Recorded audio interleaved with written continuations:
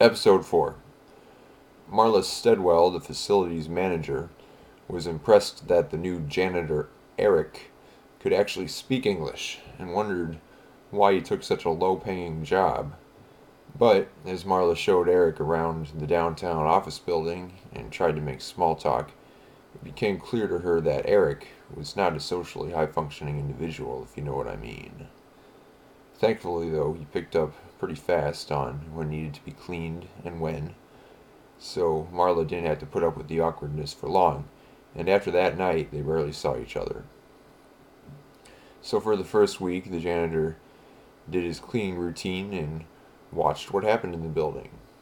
On the second week, though, he changed his routine. On Monday evening at 5:07 p.m., he wheeled his cart from the elevator onto the 5th floor. The sign on the wall read, United States Department of the Interior, Bureau of Land Management, Amarillo Field Office. He checked to make sure the entire floor was deserted, not that it was necessary. If anybody got curious about what he was doing, he could just drive them away with his antisocial routine. But he was trying to be careful.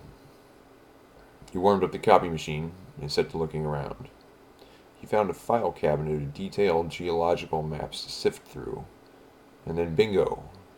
A key box labeled Cliffside Storage Facility.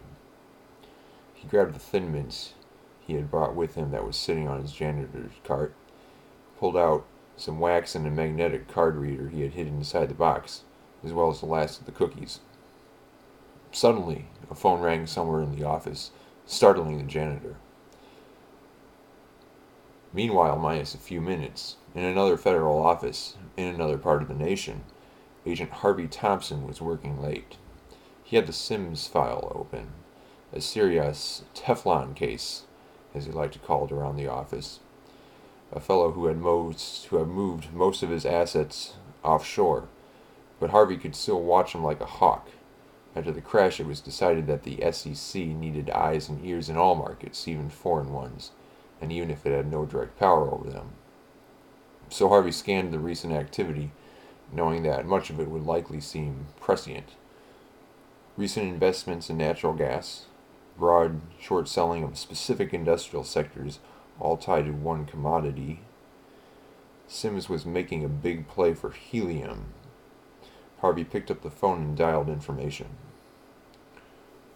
Get me BLM, helium operations.